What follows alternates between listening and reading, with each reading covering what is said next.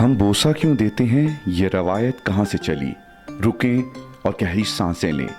दिल की धड़कन और शरियानों का फैलना, ये सब तब होता है जब आप एक दूसरे के होंठों पर बोसा लेते हैं।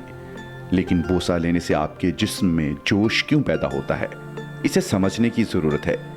जब दो लोग एक दूसरे के होंठों पर चूमते हैं तो सबसे पहले आपको लम्स का एक बहुत ही अनोखा एहसास होता है।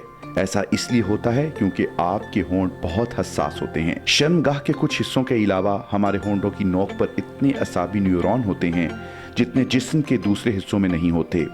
फिर वहाँ जायका भी होता है। हर इंसान के होंठों पर एक खास जायका होता है। कुछ लोग जायके का पता लगाने में दूसरों से बेहतर होते हैं, और यकीनन हर शख्स की बू भी होती है। हम किसी को क्यों चूमते हैं, इसके बारे में बहुत से नज़रियात हैं, लेकिन इसमें से कुछ ज़मीन पर हमारे इब्तदाई तजर्बात से मुताल्लिक हो सकते हैं। जब हम छोटे होते हैं तो हमारे वालिदैन हमें चूमते हैं। उनके साथ और भी बहुत से लोग हमारी परवरिश के दौरान हमें बोसा देते हैं। इस दौरान बहुत से होंठों के बोसा लेने से पैदा होने वाला जोश हमारे दिमाग में बहुत सी मुस्बत लहरें भेजता है।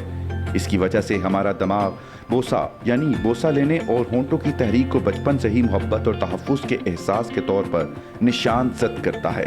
आइंदा ज़िंदगी में इजहार ख्याल करते हैं तो मुमकिन है कि हम अपने मुंह से ऐसा करें। हम ये जानने की कोशिश करते हैं कि पहला इंसानी बोसा कब, कहाँ और कैसे हुआ होगा।